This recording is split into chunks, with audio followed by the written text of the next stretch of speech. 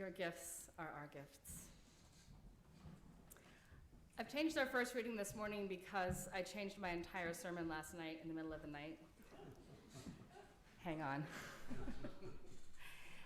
I happened to come across this story from Pam Houston, who's a short story writer and a memoirist. She lives in Colorado, and she wrote a short piece about the death of her 39-year-old horse, Roni.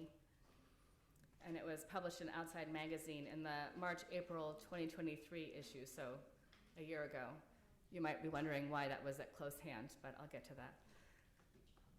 So she tells this story about how on one of the first days that this horse who had lived with her for 25 years, it was 39, she thinks, but wondered if maybe the person she bought it from had shaved a few years off of its age.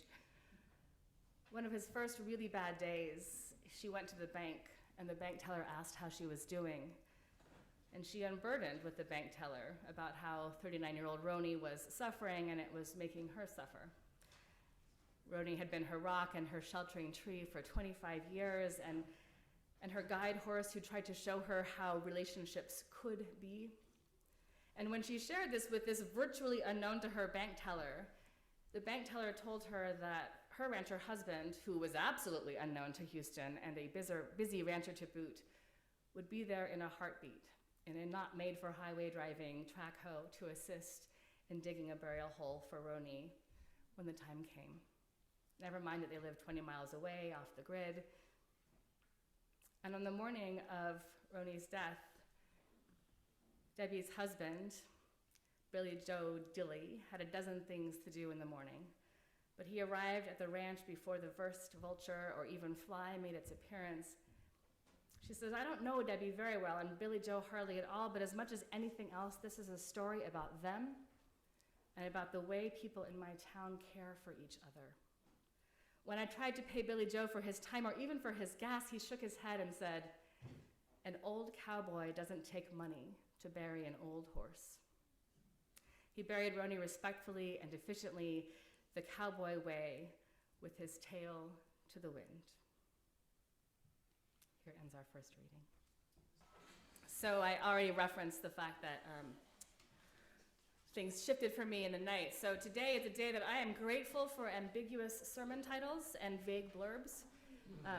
I knew I had a heavy week in front of me, and so I had planned to work with this skeleton of a sermon that I'd given a few years ago in my former church, and it felt pertinent, but it felt safe.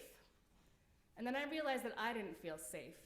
I felt like I was carrying a lot of heavy stuff. So my week was such that when I finally realized the impact it was having on me, it felt irresponsible to stay in that safe space. Because what's going on in the world isn't safe. And when our lives feel heavy, we would be forgiven for electing to go for the emotional ice packs and burn salves and the comfort of having already done something once. But I believe that one covenant that I have with you as your minister is to use this pulpit, your pulpit, to lean into the discomfort of hard truths, authenticity, and vulnerability, that we might collectively locate growth on the other side. So, last night I was sitting in the gloaming light, seeking to make my way through a morass of moodiness braided with anxiety, and I had sent my kids and my wife off to an extended family dinner, and I was sitting and looking outside and cycling unsuccessfully through the tools that I use for spiritual grounding when I feel a little untethered, when things that are usually simple start to feel a little hard. I'd had one of those weeks where I thought I was making headway, but I was just spinning the wheels, getting further and further behind. I hated the feeling I had that a snow day felt like a burden. I have things to do, I wailed when the news from the district came down. I'd seen the forecasts, I knew to expect it. Still, I have things to do that make it impossible for me to contemplate slowing down and appreciating a snow day for the blessing that it is, was my basic response. And then I paused and I wondered, when exactly did the promise of a snow day shift from a blessing to a burden in my life? Why was I angry about the gift of a special day of play and quiet and family? And I realized I am not okay with that. So anyway, last night I was sitting in the gloaming light and feeling sorry for myself, like you get sometimes when you wonder whether anything you're doing matters, if it makes a difference in the lives of anyone, like you get sometimes when you read the news and you look out at the world and the heartless ways we have gotten comfortable behaving toward one another, keeping the harsh light of blame firmly spotlighting them, us, as the problem. This tendency we have to snipe at the low-hanging fruit of outrage because we feel powerless in the face of the more existential crises we are facing as a species. And I looked out at the listing snow person my daughter made earlier in the day, and I found myself asking if everything was broken. Is it all so broken, so beyond repair? Are we so hurt that our first inclination is to hurt back rather than to soothe one another? Because I am not okay with that. But anyway, last night I was sitting in the gloaming light and my eyes fell upon a magazine that was a year old, stashed on a side table with its mostly unread friends, because my reading eyes are always bigger than my reading stomach. And because even though I have had to deal with the hoarding tendencies of those I love, I am not immune from the impulse. It's an impulse that resides in this, there's so much amazing stuff out there in the world, human wisdom and wit and wonder, and it's all on my shelves, and my collection of plucky houseplants, the ones that I forget to water. Until the most demonstrative and hardy of the lot, my peace lily starts to droop, and I schedule a morning to deal with all of my plants' neglect. Because I love having plants indoors, but I am a distracted caretaker, and my plants tell that to the world. And oh my goodness, what if I am a hoarder? Because I am inclined to make the same decisions that my hoarding relatives did, because that scares me, and I'm not okay with that.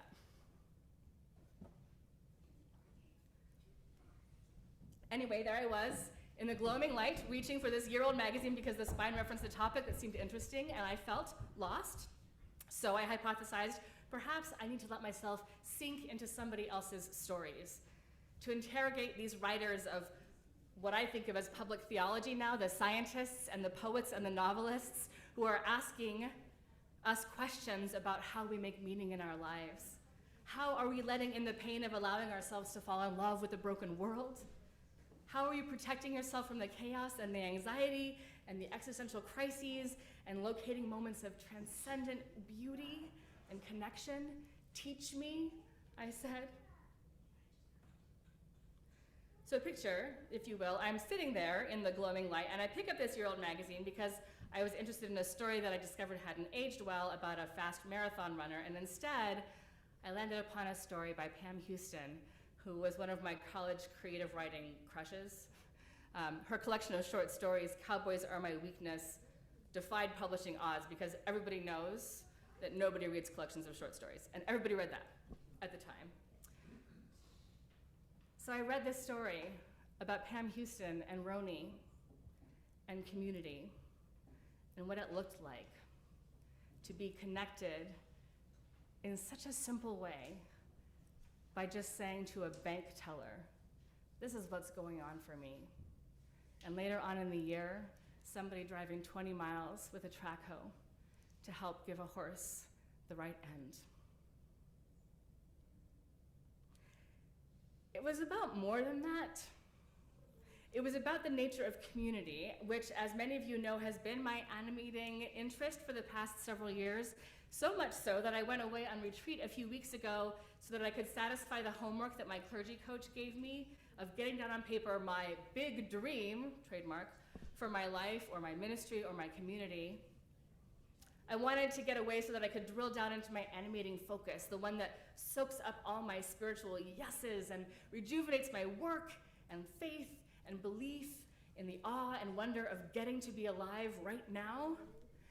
I needed to do this work because I'd gotten a little lost, and I wasn't okay with that.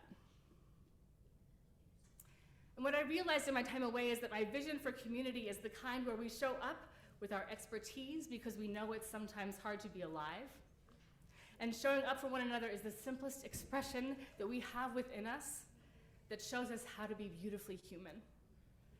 And I started thinking about what it would look like if we just oriented ourselves as a community towards a chaplaincy mindset that says, I am here to hold what you have to offer me. Your bank teller, your gas station attendant, your doctor, your nurse, your friend, the person singing next to you in church. What would it look like if we were open to reaching out and experiencing the humanness in others and finding out how to express our own humanness, and then collectively figuring out how to assist in our spiritual care and feeding?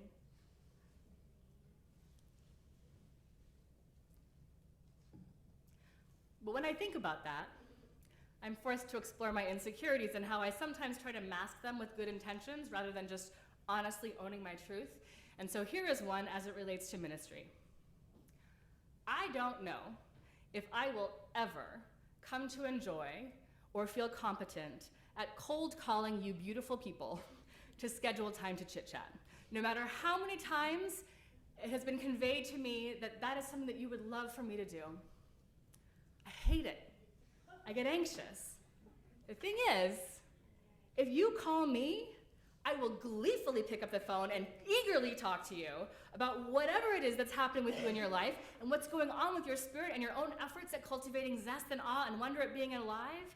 I want to know how you're feeling, you're feeding your soul, and how you're carrying yourself through stuck places and how you're making sense of what's happening that seems senseless right now. Gun violence and climate grief and pandemics and democracy itself. And how can we help one another make it through? It's one of those pesky aspirational principles that we point to but may still have to Google to remember in its entirety. It's probably 2 of our aspirational principles, 3 and 4, that we accept one another and encourage one another's spiritual growth in our congregations, and that we believe in the free and responsible search for truth and meaning. That if you are walking the road and we are walking with you, we want to figure out how to do something collectively that matters. When we walk through the doors here and claim connection to Unitarian Universalism, we are agreeing to work on our own spiritual growth and to support the spiritual growth of others. We are agreeing that authentic spiritual engagement is a pretty challenging prospect, a lifelong process of questioning and discerning and a regular, honest reevaluation of our journey toward meaning and how that influences our lives. Because here's the thing, we know this. We are all in this together, this boat called Earth, in the early 21st century, or the beginning of the Anthropocene, or the confusion and assault of late-stage capitalism, looking out at a world that still seems intent on dividing itself to get things done. How will dividing ourselves to get things done achieve anything? And we forget. We forget what it's like to lose community or not to have it to begin with, or to fear that it's really fragile and needs more consistent care and attention than I give to my sad peace lily. We forget what it's like to have the kinds of ancillary connections that grow like fungus underground, like mycelium, creating community. And when we need it, sometimes it pops up above ground and fruits and shows us that it's there. We forget that, and you know what? I am not okay with that. What I hope for our world and for our island community and for our families and for our congregation is a place where we can be community chaplains to one another. We can live our lives oriented towards something bigger than ourselves because we're all longing. We're all yearning to connect, to belong, to know the right thing to do or say in every situation so that we don't ever embarrass ourselves publicly.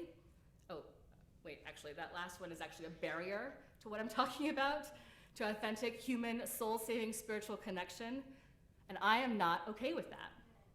So masks off, people. Who we are is how we are. Good, bad, ugly, aspirational, flawed, funky, deep, shallow, scared, bold, depressed, anxious. Sometimes we leave the bathroom with our fly down. Sometimes our sense of inadequacy leaves us feeling so exposed and so unworthy of love and so afraid to be fully known.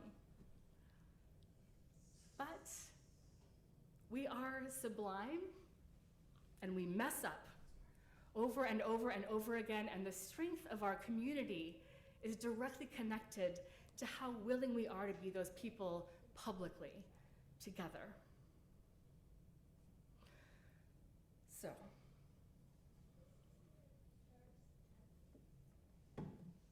last night, I was sitting in the gloaming light, sensing that what I had planned to say from the pulpit today was not what needed to be said.